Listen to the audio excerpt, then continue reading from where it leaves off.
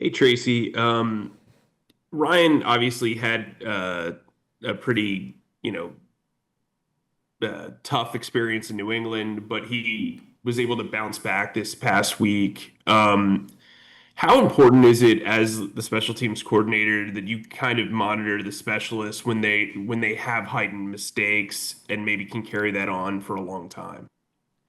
That's kind of part of everybody's experience. You have a good day, a bad day, and you have to keep going. So, not just the specialists, but I kind of want to check in with everybody because they all, whether you won by 100 or lost by 100, they all walk out of those games with their own individual experience of how they did.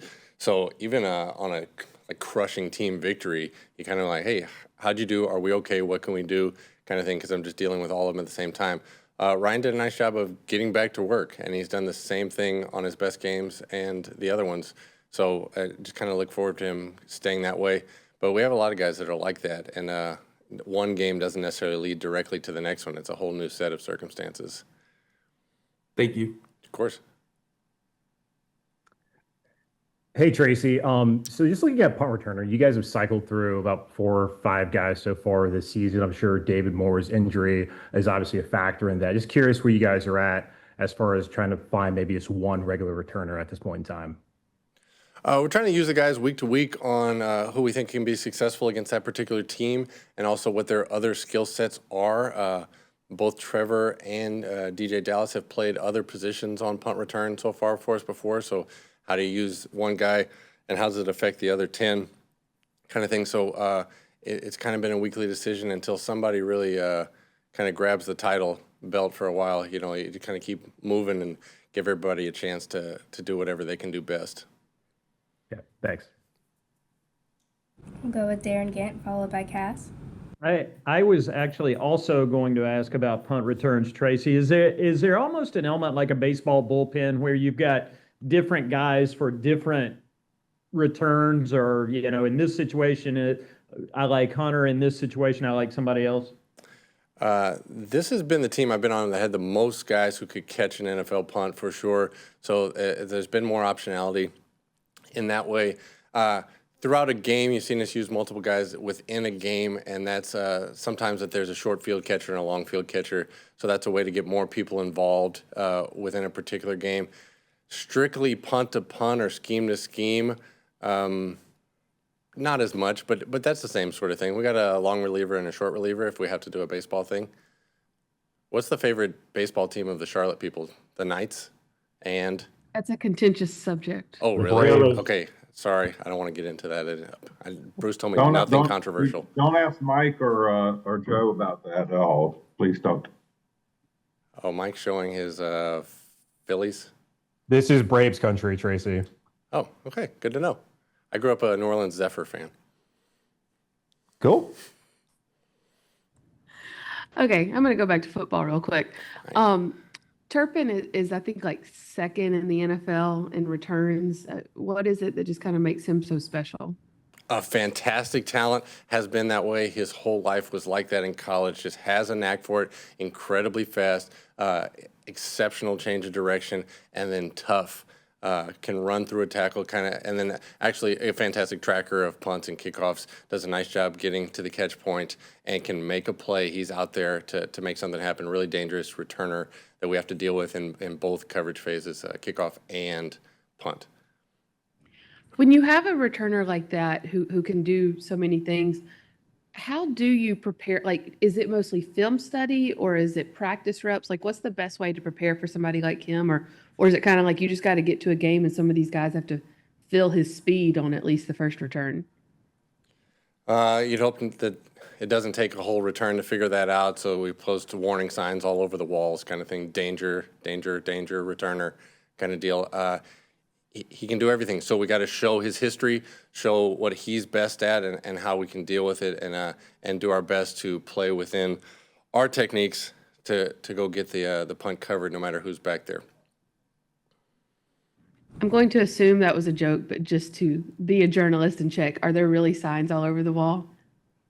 There's no way for anyone outside the building to know. But Smart. Invisible mental signs. I like it. Thanks, Tracy. Joe Person.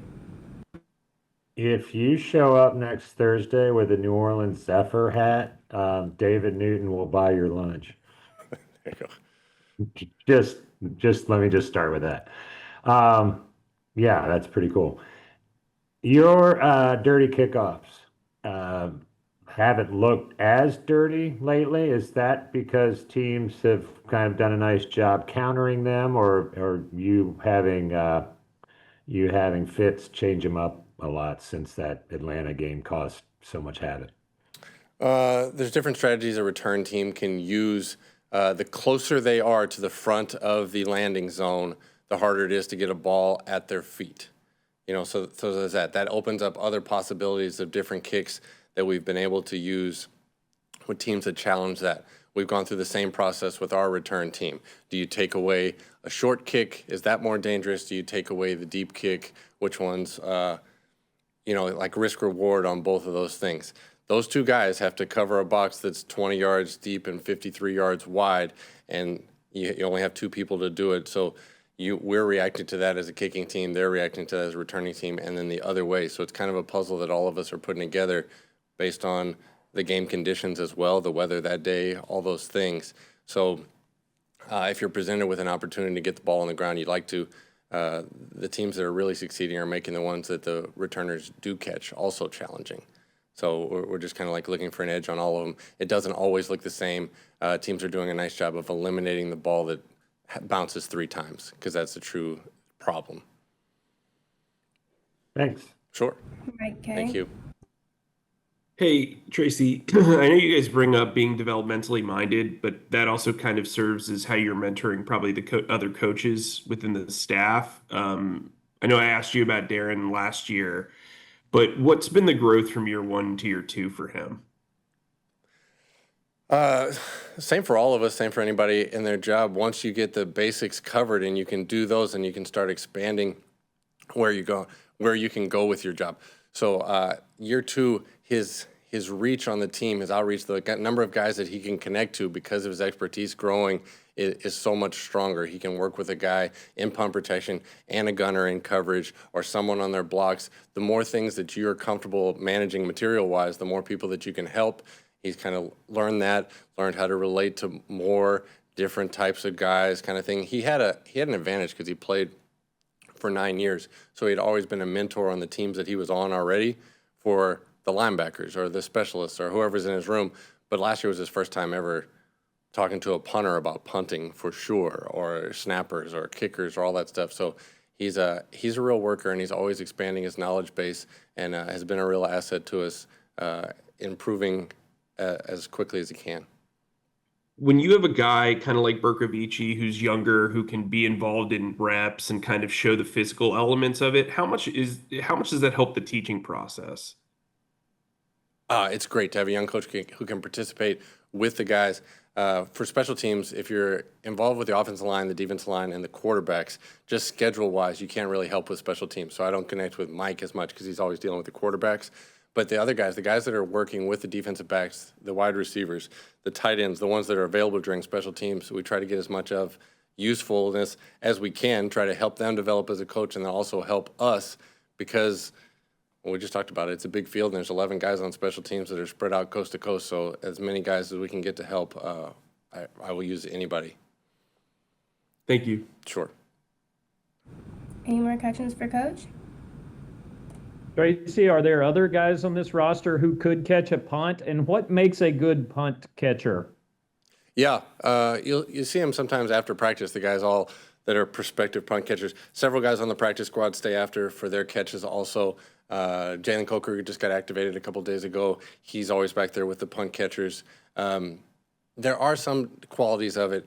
A lot of it is just tracking the ball. The guys who know where it's going to land have a huge advantage because they're not moving when it gets there. What truly creates a challenging punt catch is if you are moving when the ball lands. So if we'll just go right down your alley that you started earlier. The center fielders, if you can get to where the ball is going to land and know right there, then it makes everything so much easier to deal with.